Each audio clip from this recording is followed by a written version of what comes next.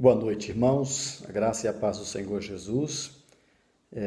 Quero dizer aos irmãos que nós estamos chegando de uma reunião com o nosso prefeito grego, também com a presença do infectologista Dr. Daniel, que trouxeram para a gente, para os pastores evangélicos e também os padres da nossa cidade, algumas orientações, algumas recomendações. Algumas dessas recomendações nós, como Igreja Batista, já tínhamos tomado algumas posições, então nossa conversa lá, o que nós ouvimos foram coisas para reiterar o que nós já tínhamos decidido, através também das orientações da nossa convenção, da nossa associação, da Ordem dos Pastores Batistas de Minas e do Brasil. Estamos seguros, tranquilos de que estamos fazendo aquilo que deve ser feito em obediência. Quero dizer para os irmãos que essa decisão de cancelarmos nossos cultos presenciais provisoriamente até o dia 30 desse mês, podendo ser prorrogado, não temos realmente noção do que vai acontecer. Posteriormente, a gente vai informando aos irmãos se vamos ampliar esse cancelamento, adiar por mais tempo, ou se vamos encerrar.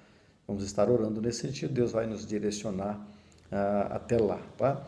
Então a orientação é essa, que os irmãos fiquem em casa, né, nas noites, fiquem em casa, não saiam para restaurantes, não saiam para fazer visitas, fiquem com a sua família, orem, leiam a Bíblia, busquem ao Senhor nesse tempo que nós estamos vivendo.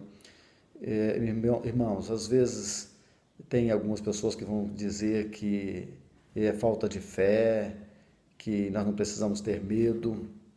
Não é questão de medo, não é questão de fé, é questão de prudência, de bom senso, de inteligência, de sabedoria, é questão de obediência, irmãos. Não é questão de fé. Alguns estão dizendo que isso é uma coisa do diabo para fechar a igreja que vai enfraquecer a igreja se fechar os templos, e é uma coisa do diabo. Eu não creio que esse vírus é uma coisa do diabo, precisamente com o propósito de prejudicar a igreja. Eu pergunto, quem poderia parar o Vaticano?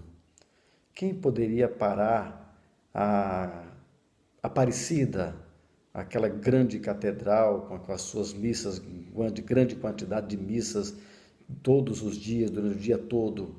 Quem poderia pará-los? Seria o diabo? Não é Deus? Eu creio e eu estou muito seguro que Deus, quando nós falamos que Deus está no controle, realmente Deus está no controle. E se Ele controla, Ele pode fazer todas as coisas. Ele pode enviar um vírus para fazer com que o povo acorde, para fazer com que a igreja acorde e a igreja entenda que quando se oferece um culto a Deus, não é um culto para o povo, e o seu culto a Deus não necessariamente tem que ter multidões. Você pode prestar um culto ao Senhor sozinho ou com a sua família. Você pode oferecer um culto ao Senhor independente de estar ou não em um templo. O templo e o culto é uma coisa para nós, mas não é necessariamente se fazer um culto a Deus. Nós podemos, quando nós temos oportunidades, mas esse é tempo de estarmos nos nossos lares, de estarmos em nossa casa com nossa família, servindo ao Senhor, orando, cantando. Você pode fazer o que você fazia no culto, no templo, você pode fazer em casa, você pode fazer sozinho com o seu Deus, com absoluta confiança em Deus. Então isso não é uma questão de medo, nem uma questão de fé. Eu uso, por exemplo, se alguém falar assim que não tem medo do vírus, tudo bem, eu não tenho medo do vírus, mas vejam bem, alguém poderia me falar que não tem medo de morrer de acidente de carro. Bom, se você não tem medo de morrer de acidente de carro, então você vai pegar um carro, vai fazer uma viagem, vai, por exemplo, daqui para São Paulo, vai a 150, 180, 200, sei quanto é que o seu carro alcança, você vai fazer ultrapassagens em lugares perigosos, porque você não tem medo de morrer de acidente de carro. Mas você já pensou que numa correria dessa, ou numa imprudência, que se chama imprudência, você causa um acidente que pode matar outras pessoas? Quando alguém fala que não tem medo do vírus e não está preocupado com álcool em gel, com toda essa proteção, você está pondo em risco outras pessoas, você está sendo egoísta, não pensando nos outros. Pense que você pode trazer um vírus que pode não matar você, mas pode matar uma pessoa que você ama. Então é imprudência, não é sabedoria alguma falar que não tem medo do vírus e que não vai se cuidar. Irmãos, em nome de Jesus, o verdadeiro cristão, ele é obediente às leis. O Senhor disse que Jesus veio para obedecer às leis.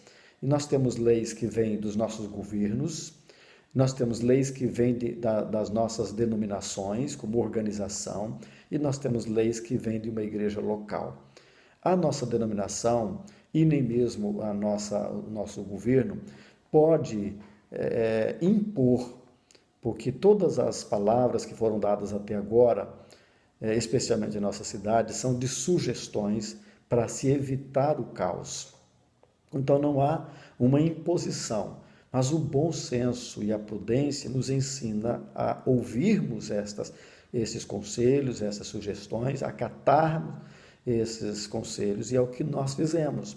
Eu estou acatando uma orientação da nossa convenção, da nossa associação, da ordem de pastores nossa. Não foi só uma decisão minha. Eu sei que isso é difícil, tomar uma decisão. Eu custei até a decidir. Cheguei a falar que nós íamos reduzir o nosso culto com 2 músicas e mensagem e janelas e portas abertas, mas nós tomamos conhecimento que a gravidade é muito maior do que a gente possa realmente mensurar, além até mesmo do que os próprios médicos podem imaginar. Então, seguindo essas orientações, achamos realmente ser prudente seguir as demais orientações da nossa denominação, associação, ordem de pastores e do nosso município. Por isso que tomamos essa decisão.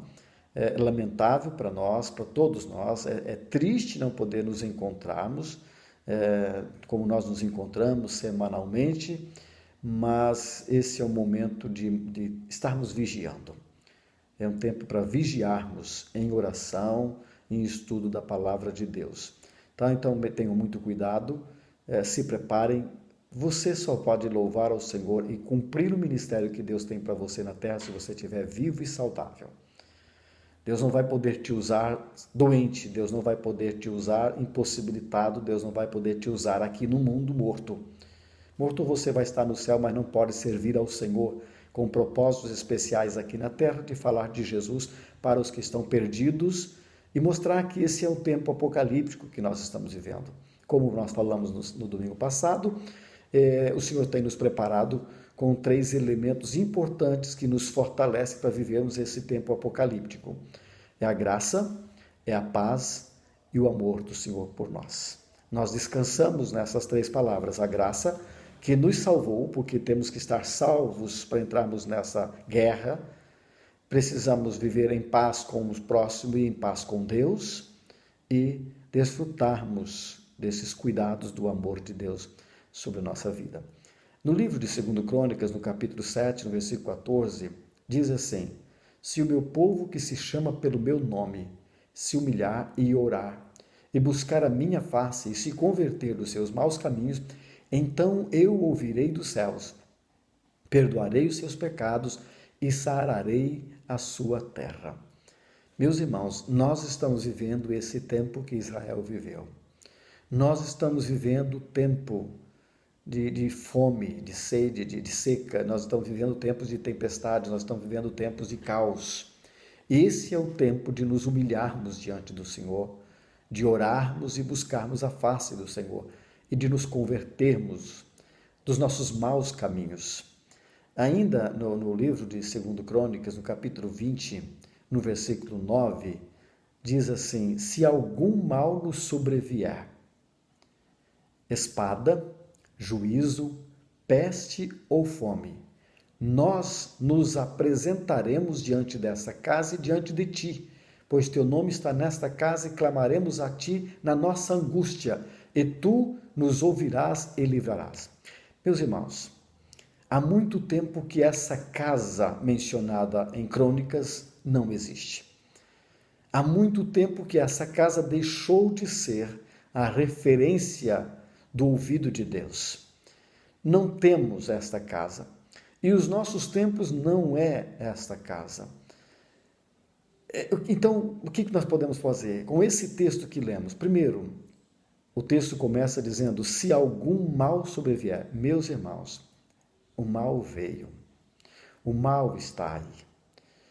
Acontece que nós, como evangélicos, temos algumas manias, criamos algumas frases, alguns chavões, e vivemos em função de uma forma até muito iludida dessas frases. Há, por exemplo, uma frase em uma música que me chama a atenção: o melhor de Deus ainda está por vir.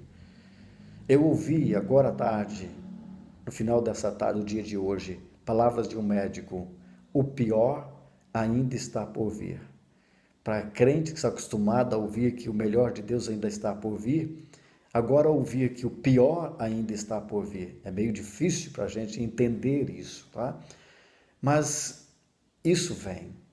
Se algum mal nos sobrevier, meus irmãos, o mal veio. E não podemos dizer, não podemos afirmar, pode ser que seja, mas não podemos afirmar que é do diabo. Lembrem que quando Jó, falando duro com a sua esposa, a respeito das calamidades, dos sofrimentos, de tudo que Jó tinha perdido, do caos que a sua família viveu, e a esposa falando duro com ele então responde: mulher, receberíamos somente o bem de Deus e não receberíamos também o mal?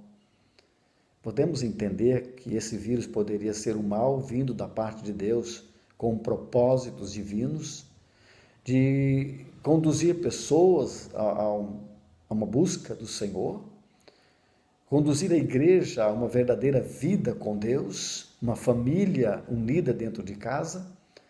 O mal veio, irmãos, o mal está aí nas nossas ruas.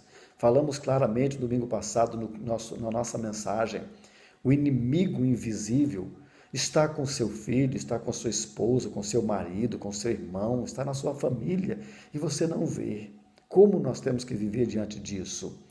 Então o texto diz: se o mal nos sobrevier, pode ser mal da espada, guerra, juízo, pestes ou fome. Nós estamos vivendo uma peste, irmãos.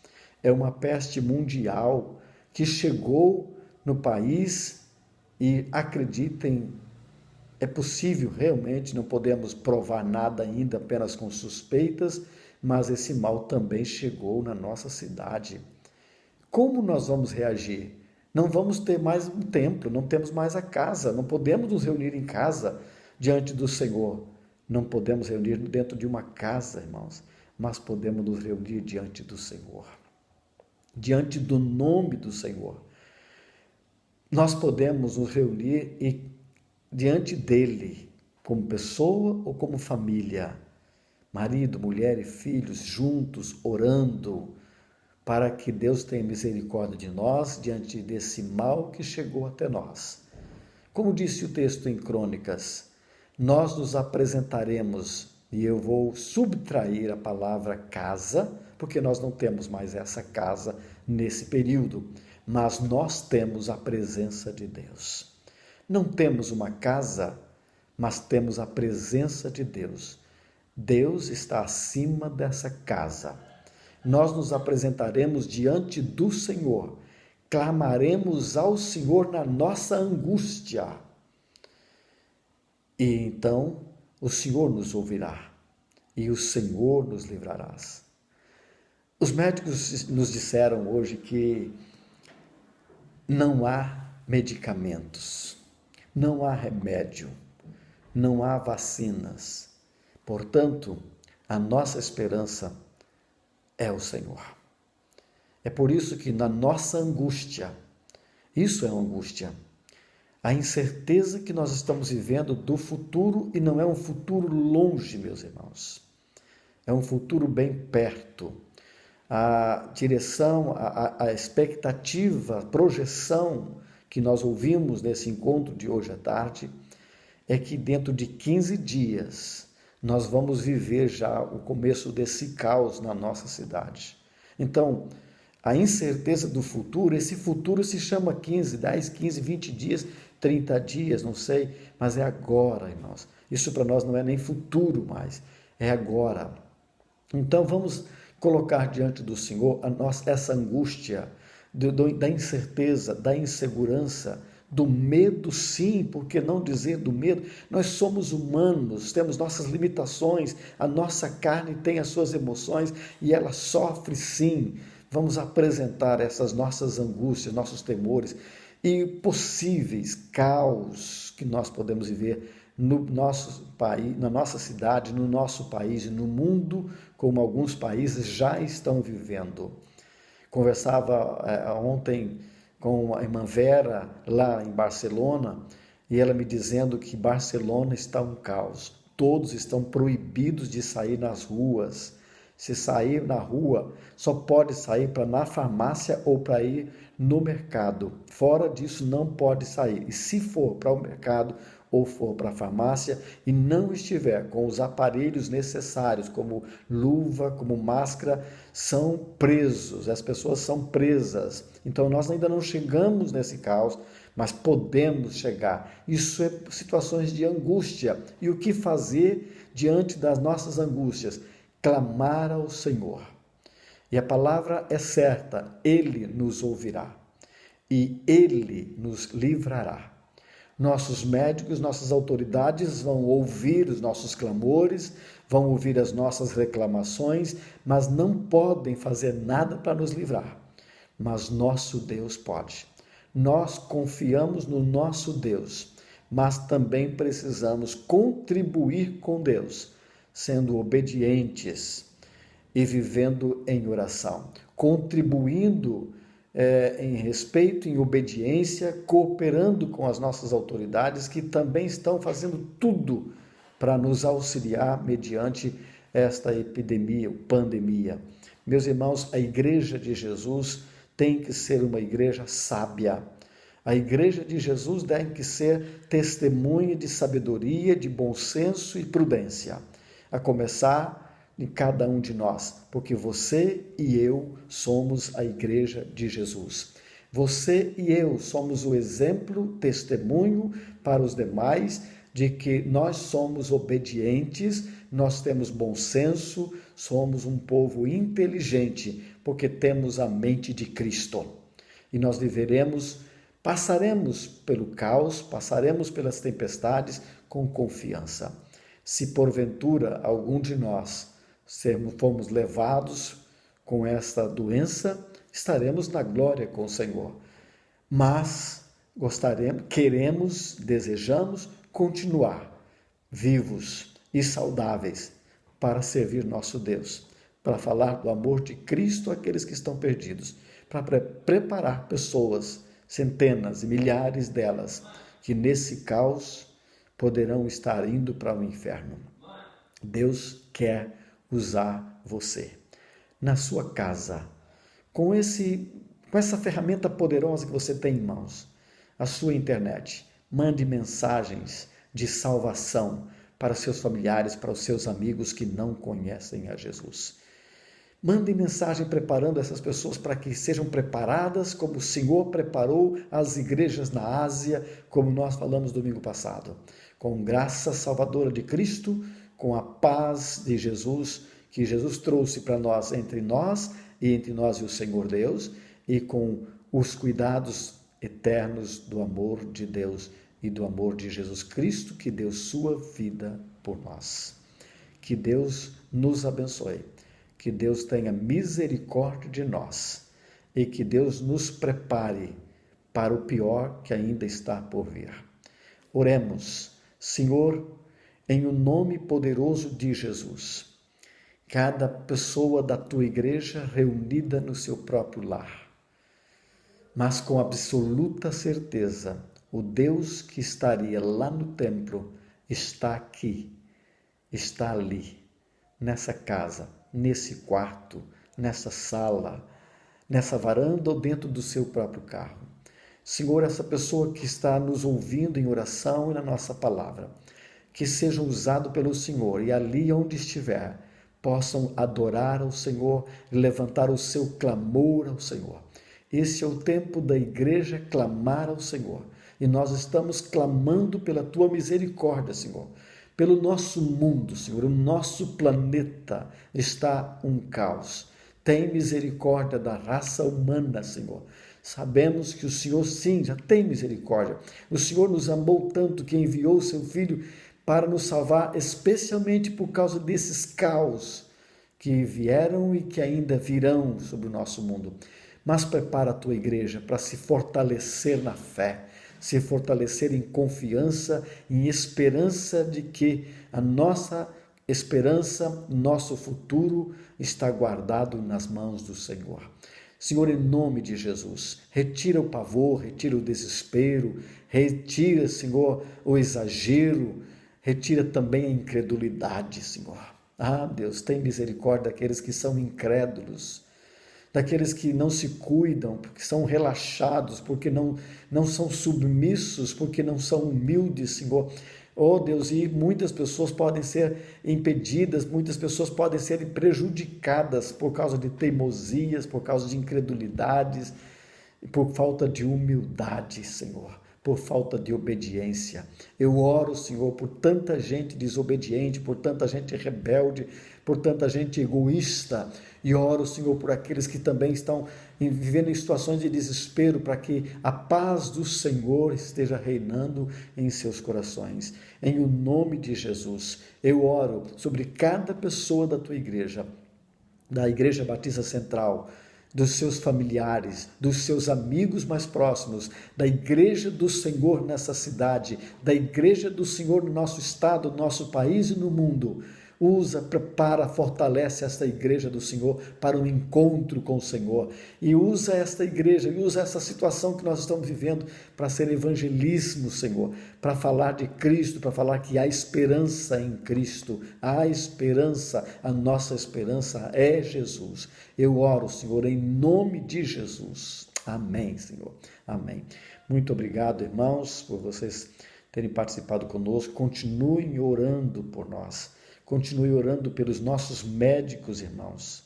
Foi muito triste ouvir de um médico hoje: nós fatalmente seremos infectados, porque eles vão ter que lidar com essas situações. Orem pelos nossos médicos, pelos estudantes de medicina. Meus irmãos, orem por eles. Eles são filhos de um pai, de uma mãe, que não só se orgulharam por ver o seu filho se formando em medicina, mas agora pode também estar temendo que seu filho está numa guerra, é uma guerra biológica. E isso é muito triste para um pai, para uma mãe, é muito difícil para um profissional na medicina. Eles são como soldados nesses dias. Orem por eles, em nome de Jesus, irmãos, orem por eles. E para terminar aqui, apesar de todas as situações críticas que nós estamos vivendo, orem pela irmã Aparecida, agradeçam ao Senhor por ela. Amanhã ela estará indo para a enfermaria. Todos os aparelhos estão sendo retirados e amanhã ela está indo para a enfermaria. Mas está entrando na enfermaria num tempo muito crítico, porque se esse caos chegar lá em Cachoeiro, a prioridade será atender pessoas que estão com o vírus. Então é tempo muito difícil também para as pessoas idosas que estão nos hospitais. Continuem orando por eles, em nome de Jesus. Que o Senhor te abençoe, que o Senhor te guarde, que o Senhor te dê a paz. Até mais.